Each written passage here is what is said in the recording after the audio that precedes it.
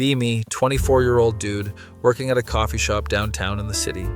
Pretty chill job, decent tips, free coffee, flexible hours for my band practice. New girl starts working with us on a Monday morning, let's call her Riley. She's got that whole aesthetic going on, short hair dyed purple with an undercut, nose ring, multiple ear piercings, band shirts, ripped jeans, Doc Martens, the works. First day she walks in and immediately starts talking about patriarchy and wage gaps to the entire staff during the morning briefing. Everyone else is nodding along nervously because they don't want HR problems or to get labeled as problematic. I'm just standing there making lattes and literally do not care about her speech because I've heard it all before in college. She notices I'm not paying attention and I'm just focused on the espresso machine. Excuse me, are you even listening to what I'm saying right now? I look up from the milk steamer. Not really. I'm trying to remember if this order is a double or triple shot. Her face does this thing where she looks personally offended that I exist in the same space as her. The other barista, Marcus, is trying not to laugh behind the espresso machine and failing miserably. Riley huffs and walks away to stock the pastry case, muttering something under her breath. Rest of the shift is normal. She keeps throwing me these looks like I just insulted her ancestors or killed her dog. I genuinely have no idea what I did wrong. I was just doing my job. Next day, she comes in with a feminist theory book and puts it on the counter where I'm working. Maybe you should educate yourself about the issues facing women in modern society. I glance at it briefly. Cool, is this yours? You left it here on my station. Push it back toward her and go back to wiping down the counter with sanitizer. She looks like her brain just blue screened and needs to restart. You're not even going to engage with the material I'm presenting to you?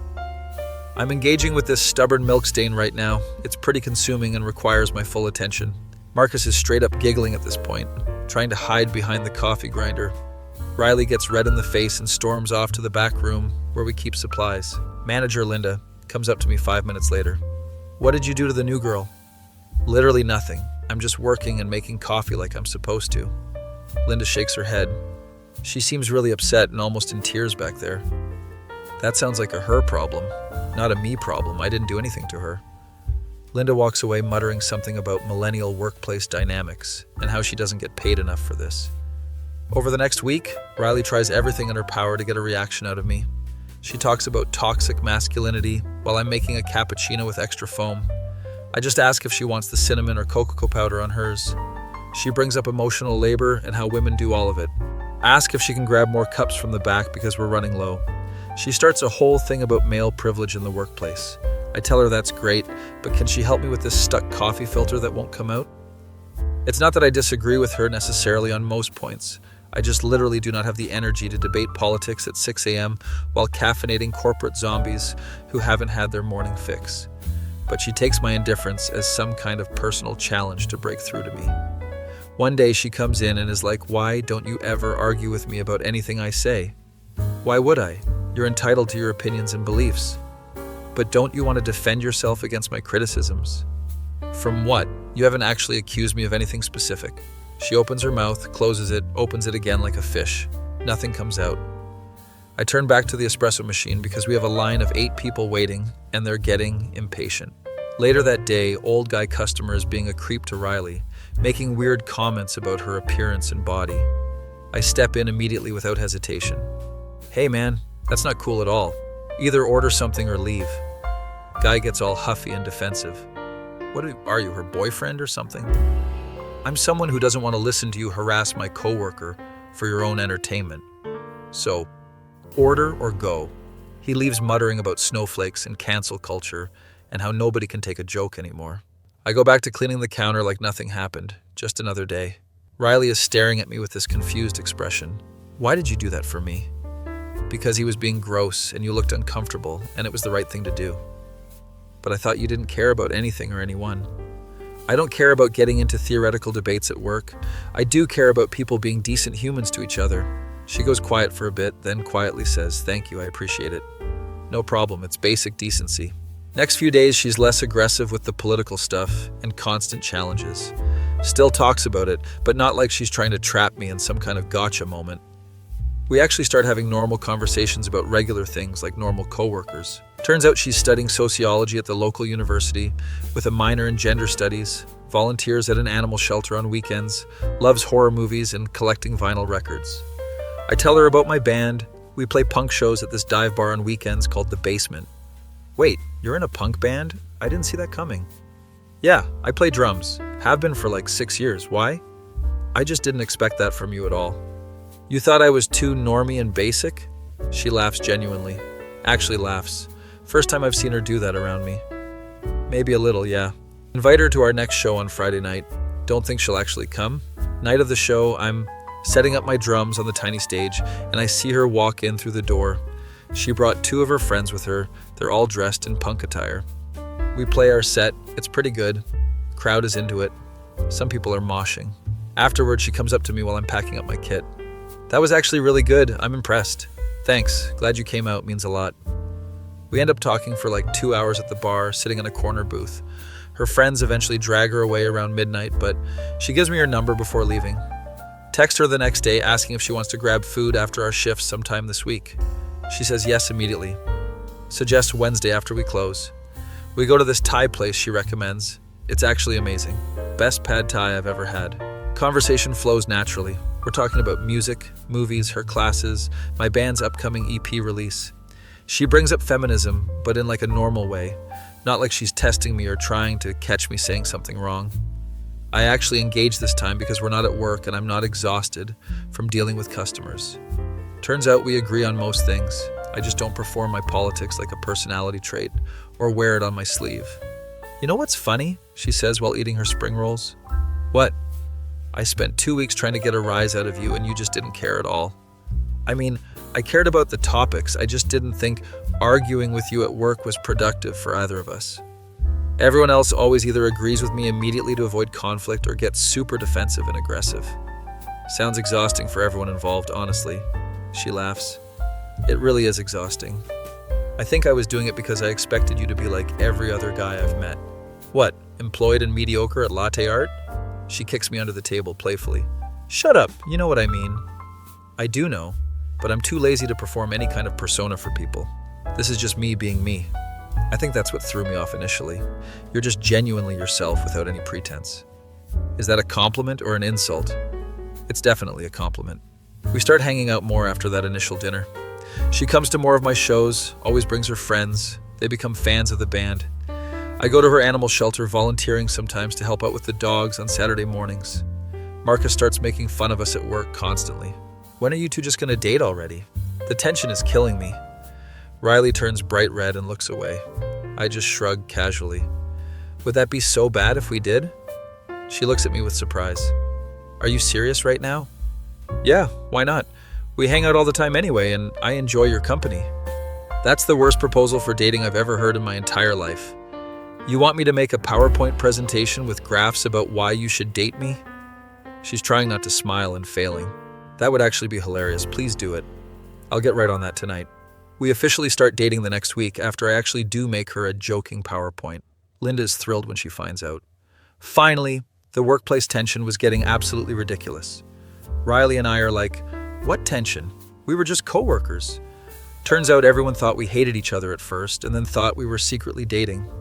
Marcus says we had aggressive sexual tension that was obvious to everyone. I throw a dish towel at him and he catches it laughing. Dating Riley is actually really easy and natural. She's passionate about things she cares about, but she's not trying to prove anything to me anymore or test me constantly. I make more effort to engage with her interests, and she does the same for me. It's give and take. Her friends were skeptical of me at first because apparently she's dated some jerks before. One of them, Jessica, straight up interrogated me at a party at their apartment. So what are your intentions with Riley? Where do you see this going? To continue dating her and see where it goes naturally. That's it? That's all you've got? I mean, I'm not plotting world domination if that's what you're asking me. Riley comes over and rescues me from the interrogation. Jess, stop terrorizing him, please. I'm vetting him thoroughly. It's my job as your best friend. He's fine, I promise. I can take care of myself. Jessica narrows her eyes at me suspiciously. Fine, you pass for now, but I'm watching you. I give her a thumbs up and she walks away. Later, Riley apologizes for her friend being intense. Don't worry about it. She cares about you and wants to protect you. She can be a bit much sometimes. So can you sometimes. I still like you regardless. She punches my arm, but she's smiling wide. Couple months into dating, we're at her apartment watching a horror movie on her couch. It's some indie film about a haunted house that gets good reviews online. She's cuddled up next to me under a blanket. Can I ask you something personal? Sure, go ahead. Why did you give me a chance after how I acted? I was kind of awful to you at first. I think about it for a moment. You weren't awful, you were just testing me constantly. And once you stopped testing, you were cool and fun to be around. Testing you? Yeah, like you wanted to see if I'd fit into some box you had in your head about men. When I didn't react how you expected, you had to recalibrate your approach. She's quiet for a minute, processing. That's pretty accurate, actually. You read me well. I'm smarter than I look, I promise. Shut up. I never thought you were dumb, just maybe apathetic. Just a typical guy who doesn't care.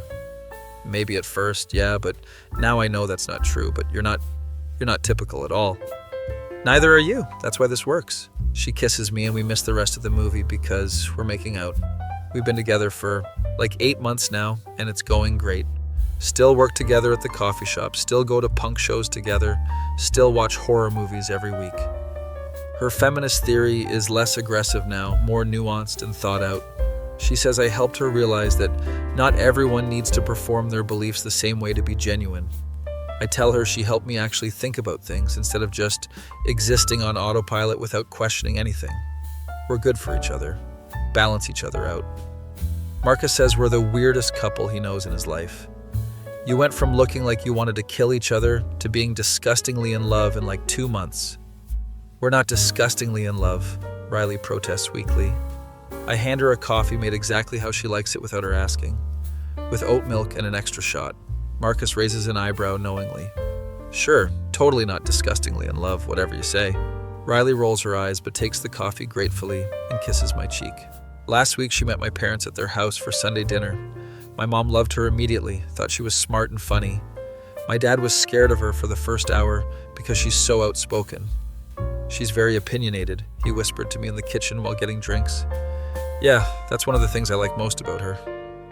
By the end of dinner, Dad was asking her about her thesis and genuinely interested in her research. In the car ride home, she was nervous and fidgeting. Do you think they liked me? I feel like I talk too much. My mom wants you to come to family dinner every week now, so yeah, they loved you. Really? You're not just saying that? Really? Mom texted me already asking when you're coming back. She relaxed visibly. Good, because I actually like them too. They're sweet. Even my dad, who was terrified of you. Especially your dad. He's funny. He reminds me of you, all quiet until he has something actually worth saying. That's fair. I get that from him. We're talking about moving in together soon, probably in a few months. Her lease is up in 2 months, and my roommate is moving out for a job across the country in Seattle. It makes sense logistically, and honestly, I want to wake up next to her every day. Are you sure about this? She asked nervously. That's a big step for us. I'm sure about it. Are you sure? Yeah, I am. I'm just nervous. Cool. Then let's do it and find a place. You're so casual about everything, even big life decisions. Would you prefer I make a big dramatic declaration with music? No, this is very you and I love it. Good, because I'm too tired for drama and theatrics. She laughs and kisses me in the middle of the coffee shop. We start looking at apartments the next week, find a decent 1-bedroom in our price range. Riley's friends help us move. Marcus brings pizza and beer for everyone. My band plays a show the night we finish moving in. She's in the front row. Life is pretty good, right? No, can't complain. 6 months after moving in together, things are still going strong. We adopted a cat from our animal shelter, named him Chaos because he lives up to it. Riley finished her thesis and graduated, got accepted to a master's program. My band got signed to a small indie label, nothing huge, but it's progress. We still work at the coffee shop together because the schedule works for both of us. Marcus got promoted to shift supervisor, immediately abuses his power by making us work all the same shifts. I need my favorite couple here for entertainment, he says. One day a customer comes in and starts the same stuff Riley used to do to me, trying to debate politics. I handle it the same way, just politely disengage and make their coffee. Riley watches the whole thing with amusement. That used to be me, she says after the customer leaves. Yeah, it was. Good times. I'm sorry I was so aggressive and confrontational with you. Don't be. It worked out in the end, didn't it? I guess it did, but I cringe thinking about it. I think it's funny now. You were so determined to get a reaction. And you were so determined not to give me one, it drove me crazy. I know, that's what made it fun. She throws a wadded up napkin at me. We're talking about getting engaged eventually. No rush, though. Her parents want to meet me. We're planning a trip to visit them next month. Are you nervous about meeting them? I ask. A little. My dad can be intense and protective.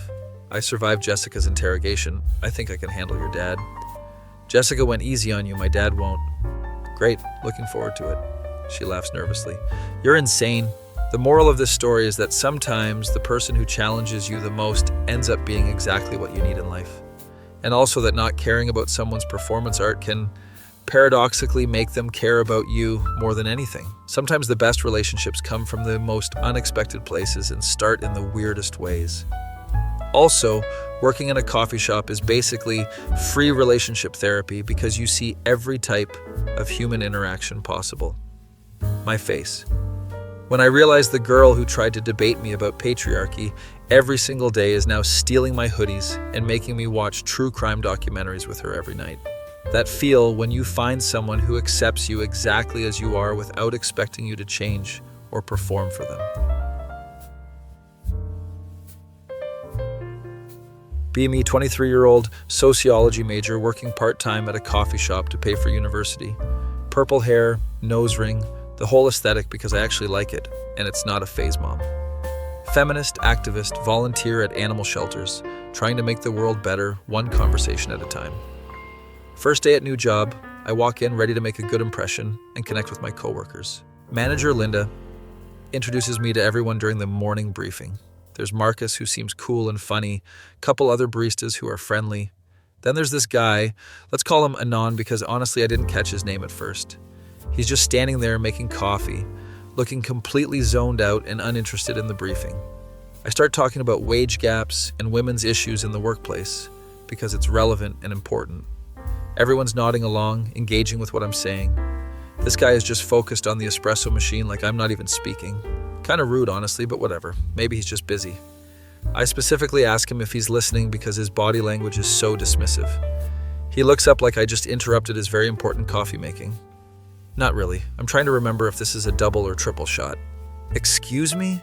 I literally just spent 5 minutes talking about important social issues and this guy couldn't care less. I feel my face get hot because who just dismisses someone like that? Marcus is trying not to laugh, which makes it worse. I walk away to stock pastries because I don't want to cause drama on my first day. Spend the rest of the shift thinking about how typical this is, men not listening to women's issues. That night I vent to my roommate Jessica about it. There's this guy at work who literally ignored me talking about feminism. Jessica's outraged on my behalf. What an asshole, typical male behavior. Right? Like I was speaking and he just didn't care at all. Decide I'm going to try to educate him because maybe he just doesn't understand. Next day I bring my feminist theory textbook that I use for class. Put it on the counter where he's working. Right in his space so he has to acknowledge it. Maybe you should educate yourself about the issues facing women in modern society. He glances at it for half a second. Cool, is this yours? You left it here on my station. Pushes it back to me and goes back to cleaning. My brain literally cannot process this response. You're not even going to engage with the material I'm presenting to you? I'm engaging with this stubborn milk stain right now. It's pretty consuming and requires my full attention. Is he serious right now? Is he mocking me? Marcus is giggling behind the coffee grinder. I'm so frustrated I have to go to the back room before I say something I'll regret. Linda comes back to check on me. You okay, honey? I'm fine, just dealing with difficult coworkers. She pats my shoulder sympathetically. Over the next week, I try different approaches to get through to him. Bring up toxic masculinity during a lull. He asked me about drink preferences. Mention emotional labor. He asked me to grab supplies. Discuss male privilege. He needs help with the coffee filter. It's like talking to a brick wall that makes really good lattes. The frustrating part is he's not even mean about it, just completely neutral and unbothered. I'm used to guys either agreeing with me immediately or getting defensive and aggressive.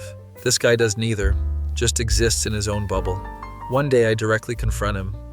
Why don't you ever argue with me about anything I say? Why would I? You're entitled to your opinions and beliefs. But don't you want to defend yourself against my criticisms? From what? You haven't actually accused me of anything specific. I open my mouth to respond and realize he's right. I haven't accused him of anything personal. I've just been trying to get a reaction, and he's not giving me one. I don't know what to say, so I just stand there. He turns back to the espresso machine because there's a line. Later that shift, old creepy customers making comments about my body and appearance. I'm handling it professionally, but internally I'm uncomfortable and grossed out. Anand steps in immediately without hesitation. Hey man, that's not cool at all. Either order something or leave. Customer tries to argue. What are you, her boyfriend or something? I'm someone who doesn't want to listen to you harass my coworker for your own entertainment. So order or go. The guy leaves, still muttering complaints. Anand just goes back to cleaning like nothing happened. I'm staring at him confused. Why did you do that for me? Because he was being gross and you looked uncomfortable and it was the right thing to do. But I thought you didn't care about anything or anyone. I don't care about getting into theoretical debates at work. I do care about people being decent humans to each other. Oh, he's not apathetic. He just doesn't perform his beliefs for an audience like I do. Thank you, I appreciate it, I say quietly.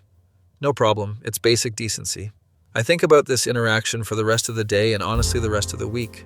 Maybe I've been approaching this all wrong. Maybe not everyone needs to broadcast their values constantly to have them. I start actually talking to him like a normal person instead of a project to fix. Turns out he's actually interesting when I'm not trying to debate him. He's in a punk band, plays drums, has been doing it for 6 years. Wait, you're in a punk band? I didn't see that coming at all. Yeah, I play drums. Have been for like 6 years. Why? I just didn't expect that from you. You seem so calm. He laughs. I save my energy for the drums. He invites me to a show on Friday night at a place called The Basement. I almost don't go because what if it's awkward? But Jessica convinces me. Just go, see what happens. Maybe he's actually cool. I bring Jessica and my other friend Sarah for moral support. We get to the venue and it's this tiny dive bar with a small stage. His band goes on and holy shit, they're actually good. He's amazing on drums, completely different energy than at work. After the set, I go up to him. That was actually really good, I'm impressed. Thanks, glad you came out, means a lot. We end up talking for 2 hours in a corner booth. Conversation flows so naturally, we're discussing music, horror movies, my thesis research, his band's upcoming EP. I bring up feminism, but not in a challenging way, just sharing my thoughts. He actually engages thoughtfully, asks questions, shares his perspective. We agree on most things, he just approaches it differently than I do. My friends have to drag me away at midnight because I have an early class. I give him my number before leaving, hoping he'll text. He texts the next day asking about dinner. We go to my favorite Thai place on Wednesday after work. You know what's funny? I ask between bites of spring rolls. What? I spent 2 weeks trying to get a rise out of you, and you just didn't care at all. I mean, I cared about the topics. I just didn't think arguing with you at work was productive for either of us. Everyone else always either agrees with me immediately to avoid conflict or gets super defensive and aggressive. Sounds exhausting for everyone involved, honestly. It really is exhausting now that I think about it. I think I was doing it because I expected you to be like every other guy I've met. What, employed and mediocre at latte art? I kick him under the table, but I'm smiling. Shut up, you know what I mean. I do know, but I'm too lazy to perform any kind of persona for people. This is just me being me. I think that's what threw me off initially. You're just genuinely yourself without any pretense. Is that a compliment or an insult? It's definitely a compliment, trust me. We start hanging out constantly after that. I go to all his shows, bring my friends, we become groupies basically. He comes to volunteer at the animal shelter with me on Saturday mornings. Watching him play with the dogs and cats makes my heart do weird things. Marcus keeps making comments at work. When are you two just gonna date already? The tension is killing me. I turn red every time he brings it up. Then one day Anand just casually says, "Would that be so bad if we did?" I look at him shocked. Are you serious right now? Yeah, why not? We hang out all the time anyway and I enjoy your company. That's the worst proposal for dating I've ever heard in my entire life. You want me to make a PowerPoint presentation with graphs about why you should date me? I'm trying not to smile. That would actually be hilarious, please do it. He actually makes me a PowerPoint the next day with stupid graphs and memes. Slide 1 says why Riley should date me, a comprehensive analysis. I'm laughing so hard I'm crying. Officially start dating after that ridiculous presentation. Linda's so happy. Finally, the workplace tension was getting absolutely ridiculous. Apparently, everyone thought we hated each other at first. Marcus says we had aggressive sexual tension that was obvious to everyone. I throw a napkin at him. Dating Anon is surprisingly easy and comfortable. He doesn't try to change me or tell me to tone it down like previous boyfriends did. He just accepts me exactly as I am, passion and all. I make more effort to listen instead of just waiting to speak. My friends are skeptical at first because I've dated some real jerks before. Jessica interrogates him at a party. So what are your intentions with Riley? Where do you see this going? I have to rescue him from her questioning. Jess, stop terrorizing him, please. I'm vetting him thoroughly. It's my job as your best friend. Later, I apologize. Sorry about Jessica, she means well. Don't worry about it. She cares about you and wants to protect you. She can be a bit much sometimes with the protective thing. So can you sometimes? I still like you regardless. Okay, that's fair. I can be intense. Couple months in, we're watching a horror movie at my apartment. I'm cuddled up next to him under my favorite blanket. Can I ask you something personal? Sure, go ahead. Why did you give me a chance after how I acted? I was kind of awful to you at first. He thinks about it. You weren't awful, you were just testing me constantly. And once you stopped testing, you were cool and fun to be around. Testing you? Yeah, like you wanted to see if I'd fit into some box you had in your head about men. When I didn't react how you expected, you had to recalibrate your approach. He's completely right, and it's slightly embarrassing. That's pretty accurate, actually. You read me well. I'm smarter than I look, I promise. Shut up. I never thought you were dumb. Just maybe apathetic. Just a typical guy who doesn't care? Maybe at first, yeah, but now I know that's not true, but you're not typical at all. Neither are you. That's why this works. He kisses me and I forget about the movie entirely. 8 months in, and I'm happier than I've ever been in a relationship. We still work together, still go to shows, still watch horror movies every week. My approach to activism has become more nuanced and less performative. He helped me realize that performative activism isn't the same as actual impact. I helped him engage more deeply with issues instead of staying surface level. Marcus constantly comments on how in love we are.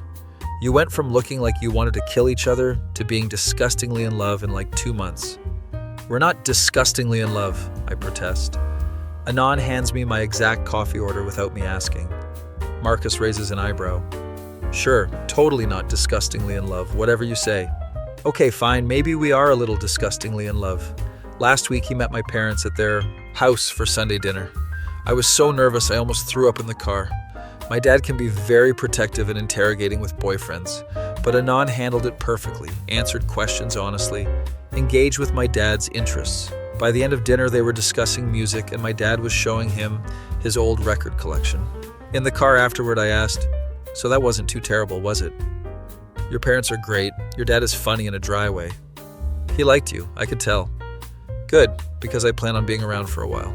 My heart did that weird fluttery thing again. We're talking about moving in together in a couple months. My lease is up soon and his roommate is moving to Seattle. It makes perfect sense logistically and emotionally. "Are you sure about this?" I ask because I'm nervous about such a big step. "I'm sure about it." "Are you sure?" "Yeah, I am. I'm just nervous. It's so fast." "Cool. Then let's do it and find a place together."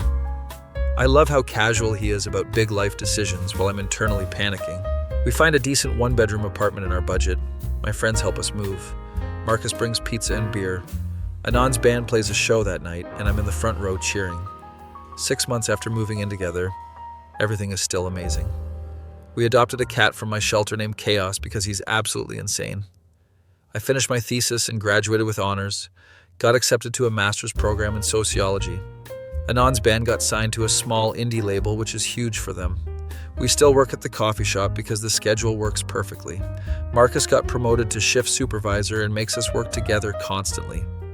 One day a customer tries to debate me about feminism the way I used to debate Anon. I politely disengage and just make their coffee professionally. Anon watches with this amused smile. "That used to be me," I say after they leave. "Yeah, it was. Good times and great memories. I'm sorry I was so aggressive and confrontational with you at first." "Don't be. It worked out in the end, didn't it?" "I guess it did, but I cringed so hard thinking about it." "I think it's funny now. You were so determined to get a reaction from me, and you were so determined not to give me one. It drove me absolutely crazy." "I know. That's what made it fun on my end." I throw a napkin at his face. We're casually talking about engagement, no pressure or rush though. His parents want me at every family dinner now. They're so sweet. My parents adore him, my dad especially. We're planning to visit my extended family next month for a reunion. Are you nervous about meeting everyone? I ask. A little. You've mentioned your uncle can be intense. He's protective, but he'll love you, I promise. I survived your dad. I think I can handle your uncle. My dad went easy on you compared to my uncle. Great. Looking forward to it then. Looking back on how we started, it's kind of insane. I genuinely thought he was the most apathetic person I'd ever met. Turns out he was just the most authentic person I'd ever met. He didn't perform for me or anyone else, just existed as himself. That's what I needed, someone who wouldn't change themselves to match my energy. Someone who would just be themselves and let me be myself. Also, I should probably mention, if you're reading this story somewhere online, yeah, this actually happened to me. I know it sounds like fiction, but life is weird sometimes. The guy who ignored my feminist speeches is now the person I want to spend my life with. He's sitting next to me right now while I type this, reading over my shoulder. He just said, "You're making me sound cooler than I actually am." See what I mean? Authentic to a fault. If you're someone who performs their beliefs constantly, maybe try just being genuine instead. If you're someone who's too in their own bubble, maybe try engaging a little more. We both had to meet in the middle, and it created something really special. Also, if you work in a coffee shop, yes, it's basically relationship therapy for free. You see every type of human interaction and dynamic possible in that environment. The moral from my perspective is that sometimes the person who frustrates you the most is actually perfect for you.